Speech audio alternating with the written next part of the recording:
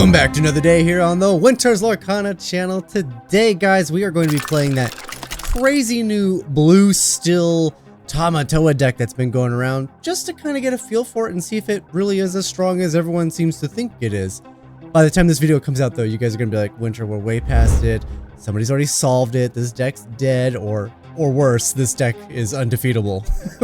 We'll see. It's going to be my first time playing it. I'm very excited about it. But before we jump in, got to give a big shout out to today's sponsor, thetcgclub.com. That's right, linked in the description down below. This month, we're going to be doing a giveaway for the Patreon members, but I'm doing something else different. That's right, we're going to give away a box of the Floodborn, Rise of the Floodborn original print run. Very excited for this guy, but also, I finally, and you're going to see another video sometime in a few days where I'm opening up a box and I say I haven't found one. It's because I recorded that before I did. I found a Japanese enchanted. I got us some Mickey Mouse. And by found it, I mean I went online and I bought it. I bought it because I wanted to have something to give away that was cool. So I didn't crack this myself, unfortunately. But still, super cool. I'm going to be giving those guys both away this month. There is some interesting changes for this particular raffle and maybe moving forward. If you are a member of the $25 tier, now don't run away, don't click. I promise, you will be entered in for 3 entries. That's right, we're going to do 3 entries if you're a member of the $25 tier on Patreon, link down below. Additionally, if you happen to be a member at that level, you're going to receive a special coupon code unique to you that gives you 10% off of all of your purchases on the TCG Club shop. Again, linked in the description down below. This is where it gets interesting. Everybody, regardless of being a Patreon member or not, everybody who spends increments of $10 on the shop will be entered in to win both of these prizes. This is going to be one prize. One person is going to win both of these. So somebody's going to win both of these. And it's going to be really interesting. So if you jump in and you buy a box of, say, my Japanese first chapter booster boxes, which are $65 on the shop right now. Cheaper again if you're a $25 member than that. But that, so $60, $65, that'll be 6 entries to win these guys. We're going to try that. We're going to try that this month. And if you guys like that, we're going to keep doing it that way. So again, linked in the description down below. We are doing a transition here on this channel. I'm trying to be less reliant on YouTube AdSense, so it's not as much of a stress for me. And we're going to try to shift that to being more reliant on the TCG Club. That way it's its own thing and I don't have to worry about it for YouTube stuff, and I can keep getting cool giveaway prizes for you guys. But that is all linked in the description down below. Now, let's jump on in and see if we can't win a few. So I'm very excited to talk about this deck because it is something of a roller coaster, if I'm being totally honest here. This deck has been making quite the splash on the scene lately, and I wanted to sleeve it up and try it out. I recently opened up 4 booster boxes for my personal collection, and I'm only missing 3-4 cards, so only a few proxies in my deck right now. We are playing against Southpaw today, and he's starting off strong with the brand new Bell. My father is not crazy. He's a genius. Yeah, Bell. Turn 1. Now, I could have also turned 1 Bell, but I forgot because it's literally this is the very first game I played with this deck. So I didn't even know what my mulligan was supposed to look like. Very much going into this blind. And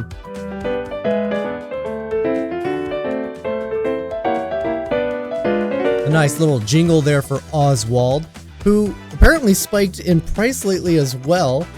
I don't really like Oswald, if I'm being completely honest. I played all day and I maybe had 30 triggers with Oswald, and in this game you'll see my best results from him.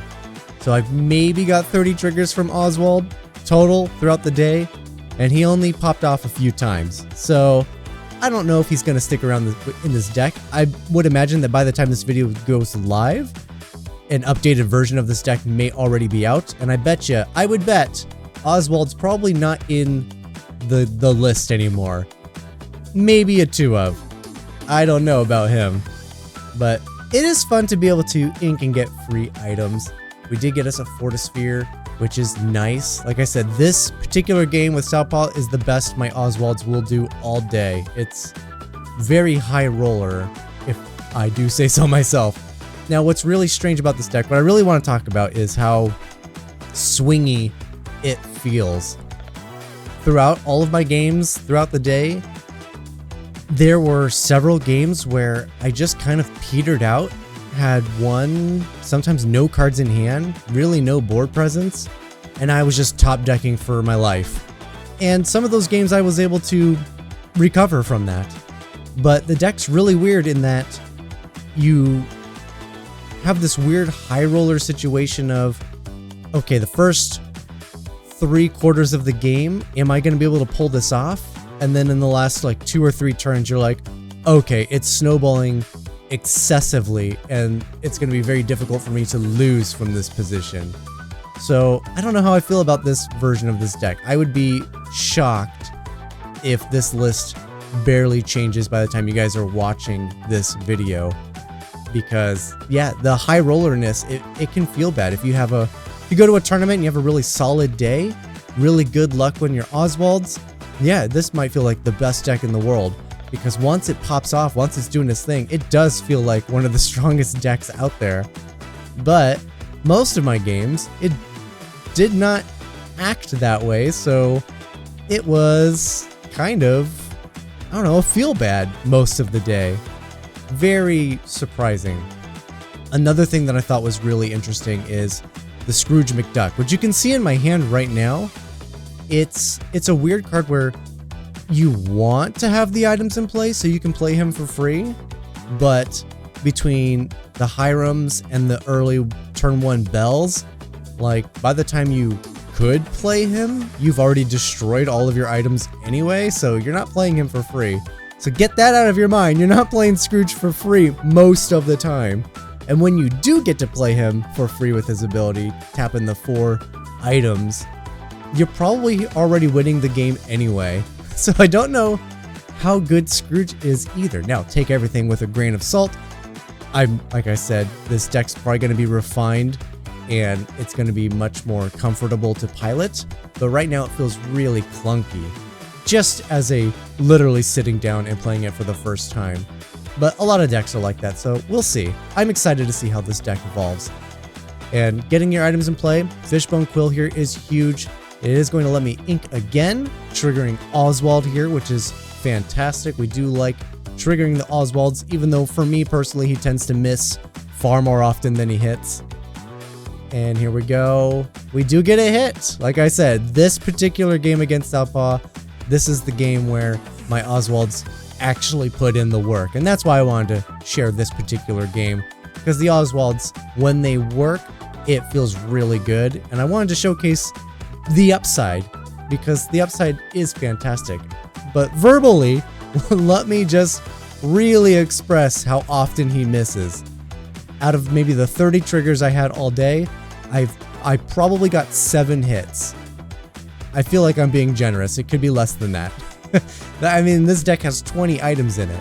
So, yeah, I don't know what it is about it, but for me, Oswalds don't really put in all that much work. It's a little embarrassing. Again, except for this game that we're watching right now, you're going to see some pretty crazy Oswalds.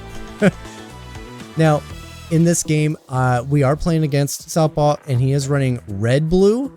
And so I'm looking at the ink, I'm looking at the board, and I'm thinking, we're probably going to be running into a Be Prepared really soon. But despite that, I didn't mind playing into it.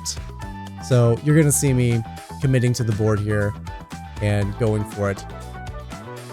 Probably a bad idea, but sometimes you just have to go for it. And you know me, I like to do the fun play more than the smart play, which of course, you know, is not that smart.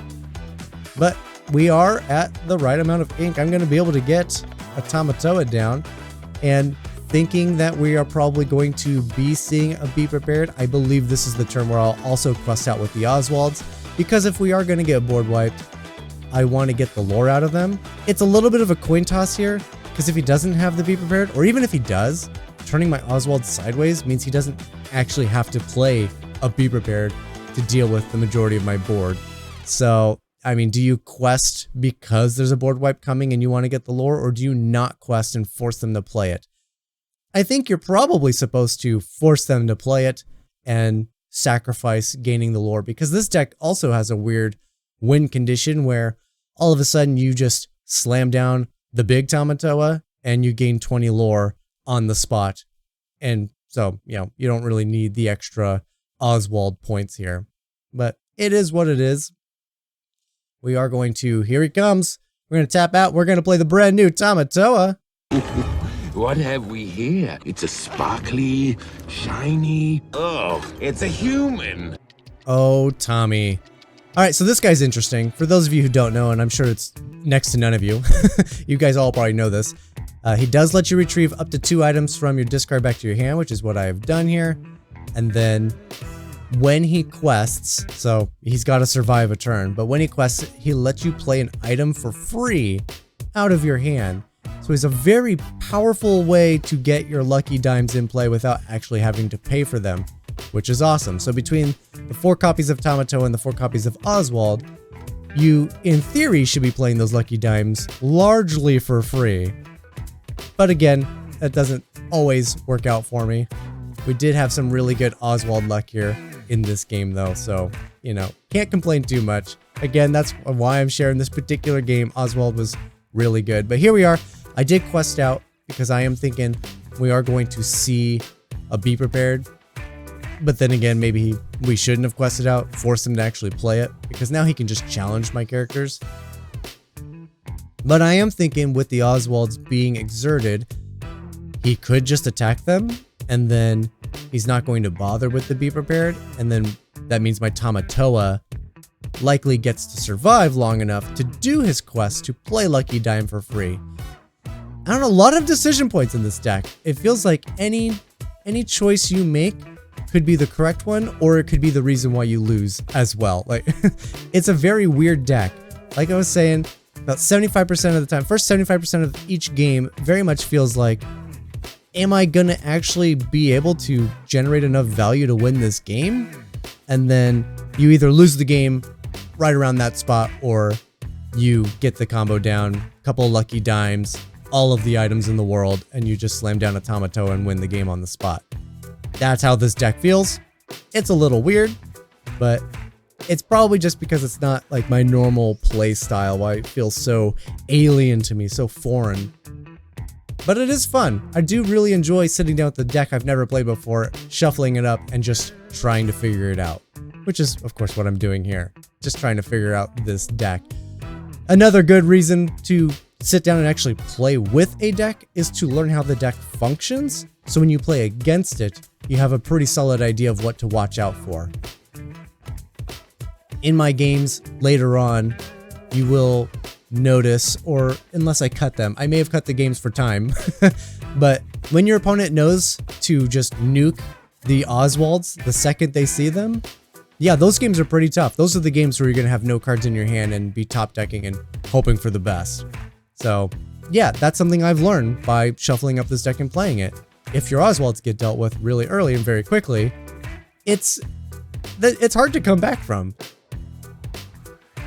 Here I am. I do have big Tamatoa in my hand, so I'm just trying to load up the board with as many items as I can. So when I slam down big Tamatoa, I just win the game on the spot. So that's what this turn is all about right here. I'm just loading up the board as much as I can with items. Again, don't know if that's necessarily the correct play. I possibly could have leaned more heavily into just activating the dimes with my current Tamatoa. That may have been better. But knowing what I have in my hand, knowing that my opponent's not running discard, this felt like the correct play. Just load up the items and get ready to go. I would be cautious playing against Steel. The I find him, I flatten him card could be really devastating on this particular turn if he was playing Steel, so watch out for that. Bravo! That was wonderful! And we have the brand new bell coming down by Southpaw. I did have to ask him to explain it to me. I hyperimpose the image on the game for you. He is running a proxy from Lorcana, so no image on there.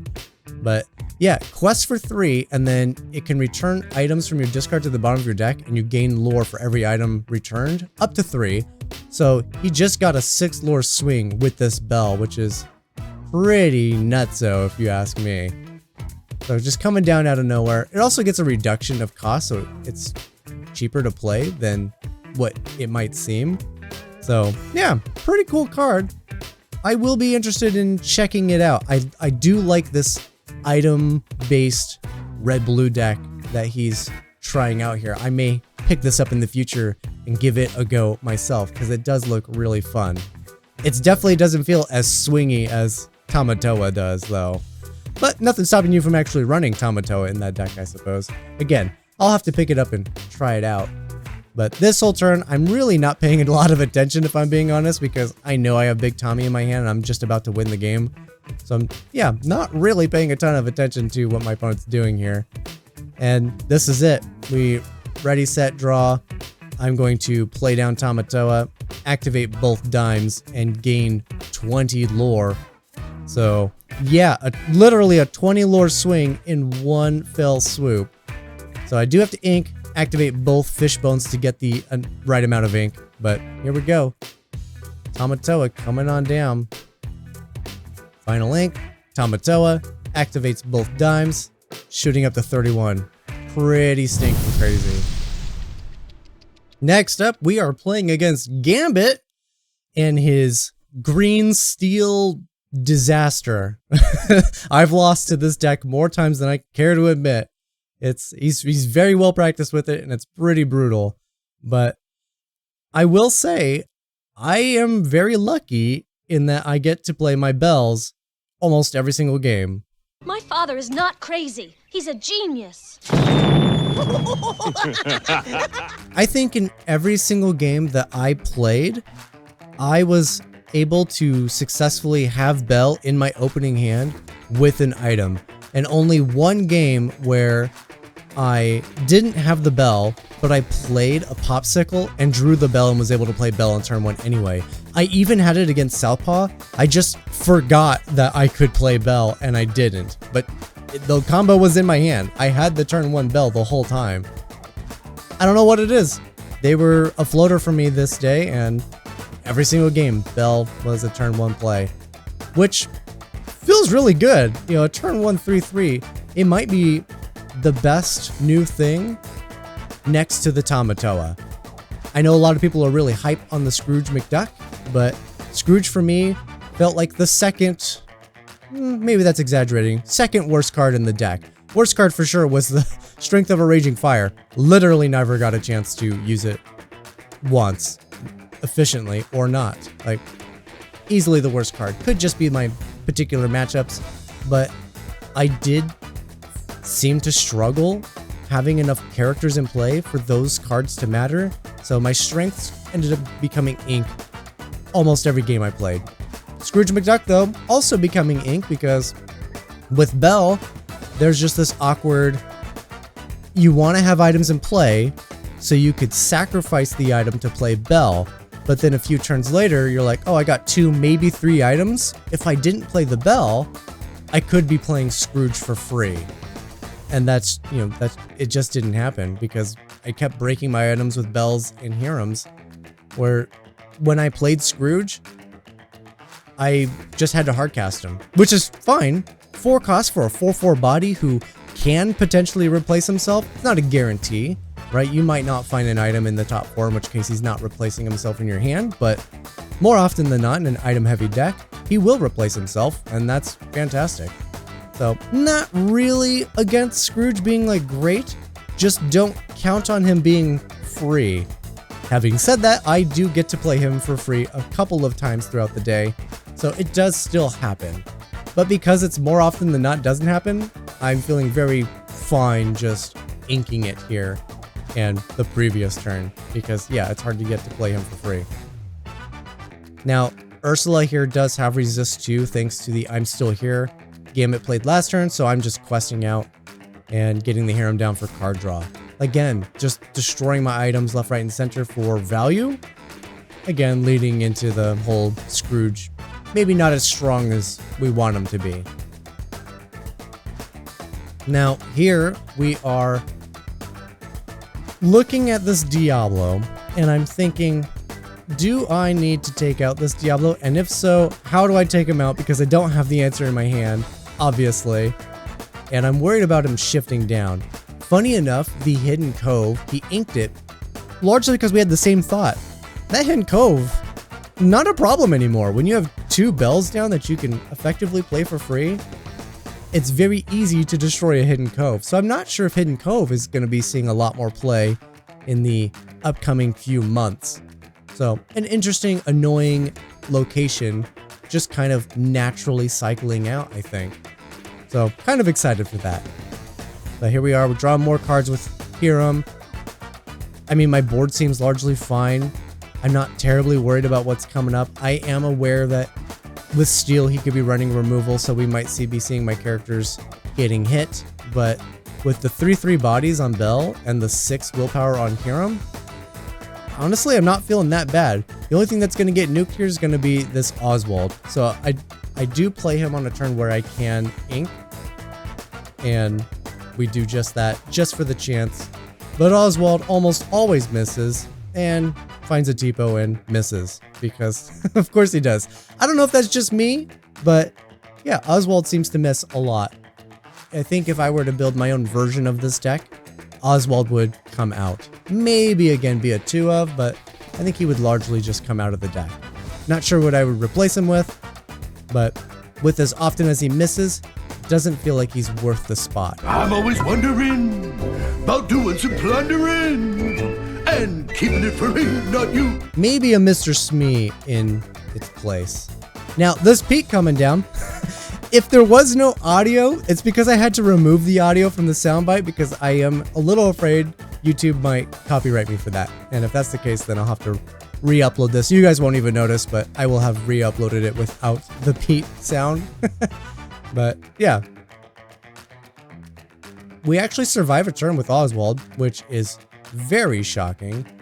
This Pete's super annoying though. All of a sudden I do have songs and I can't sing them. And with the resist that Pete gives himself, this is tough. So I'm actually going to burn a song to do 1 damage and then trade 2 characters just to get Pete out of here. Because as it turns out, I have songs now. And this Diablo, I can finally deal with it. It's a little bit of a weird spot.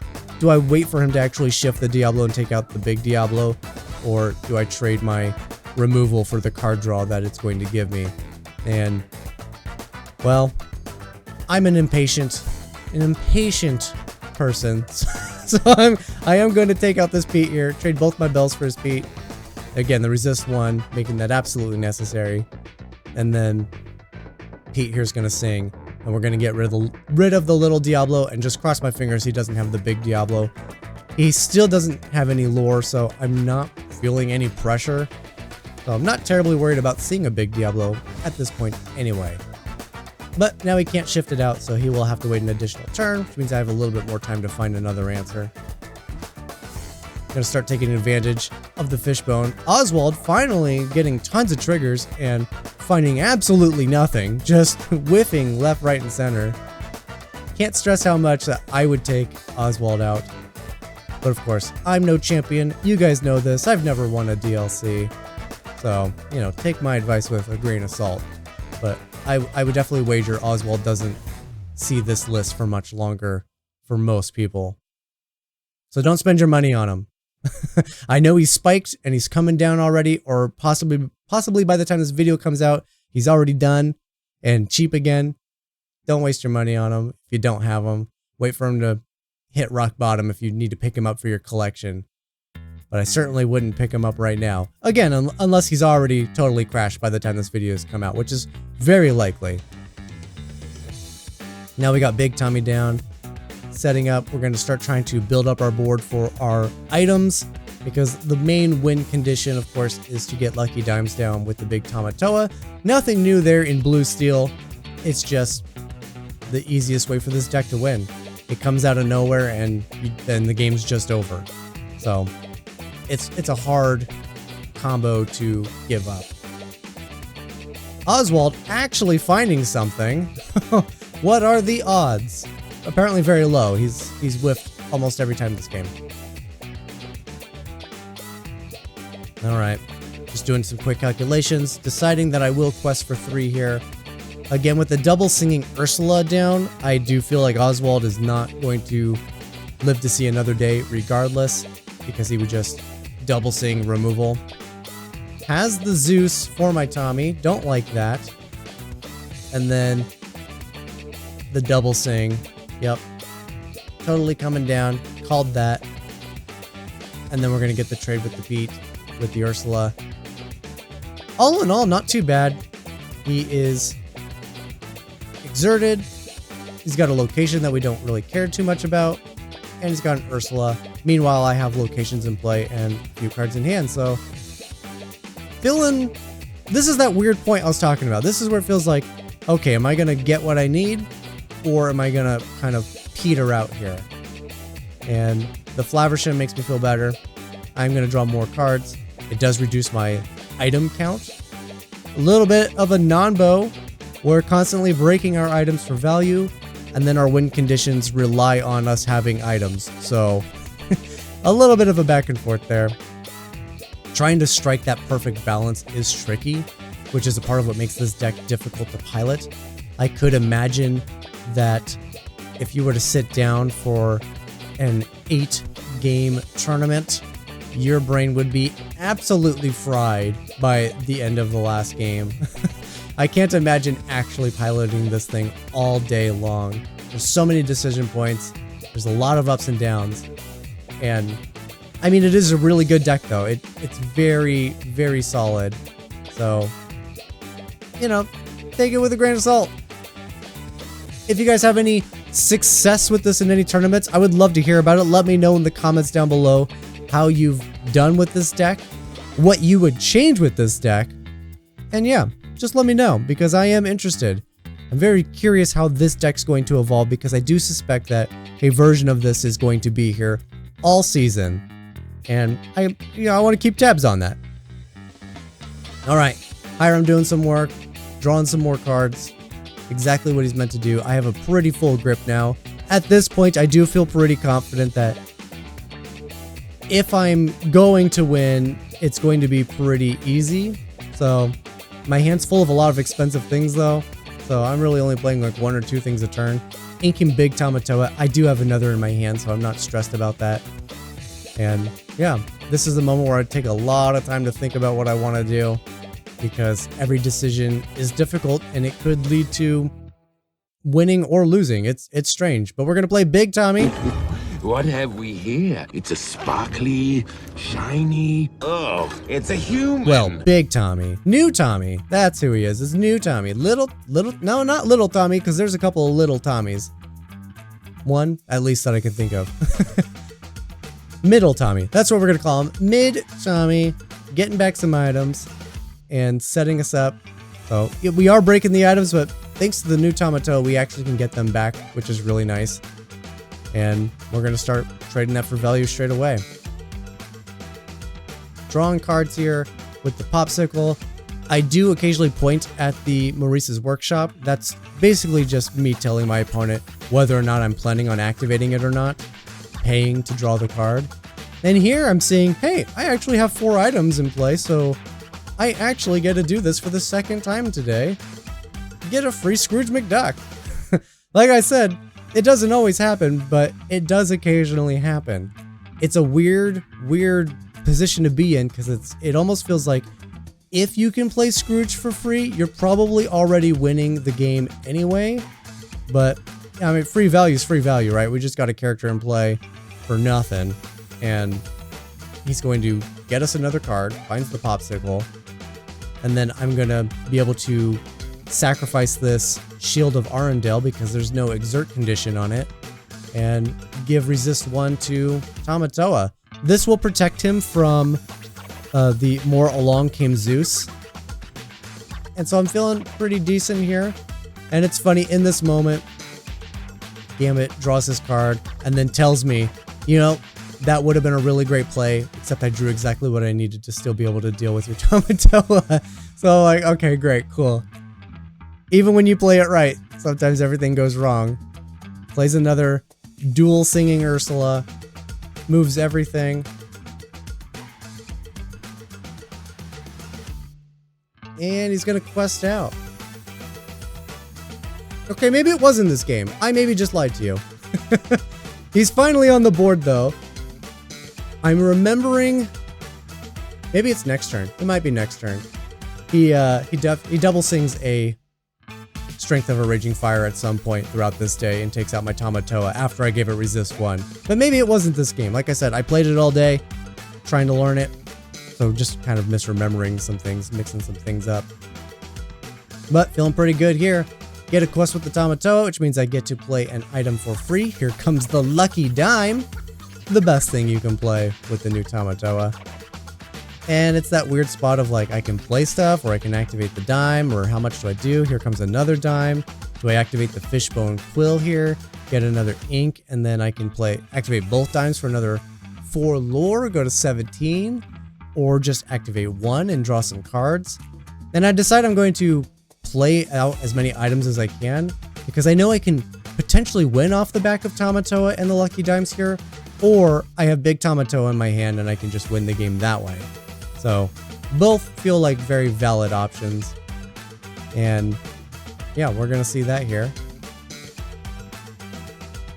Gambit drawing cards with the Diablos. He had to ask me to slow down because I forgot he had Diablo and I'm playing Popsicles. So he's drawing cards off of my Popsicles. Don't forget, we're in a card shop. Our friends are all around. We're all chatting. So it's easy to miss things occasionally, because we're having side conversations while all of this is going on. But here I am, all the items in the world, feeling pretty good. I know I got Big Tommy in my hand. I got 2 Lucky Dimes in play. And we're gonna ink. And I believe this is where we see we don't talk about Bruno. This is how he deals with Tommy in this game. First, he makes me discard 2 cards. Smart. Reduces my chances of having the answer. So I leave the Big Tommy in my hand. Now we see the Bruno. And Bruno's going to bounce Tommy back to my hand. So I literally have mid Tommy and Big Tommy in my hand. So I'm feeling like I'm going to win this game no matter what. Doesn't matter which one gets thrown away. Odds and evens. Odds is Big Tommy. Big Tommy's gone. Which means I have mid Tommy in my hand. And we're looking at it, and this is that moment where if I wasn't filming, he would just scoop, and then we'd just go on to the next game. But for the sake of the camera, we are going to play it out here just for you guys. Question up to 5. He's even laughing about it. Like, oh, question up to 5. And I'm just moving around my ink going, do I have enough ink? Do I? The answer is yes. I have plenty of ink. So we're going to play Big Tommy. For the sake of camera, we're going to run out the ability, retrieve my items, even though it's largely unnecessary. We both know the writing's on the wall with this one. And then I'm just going to activate both dimes for victory.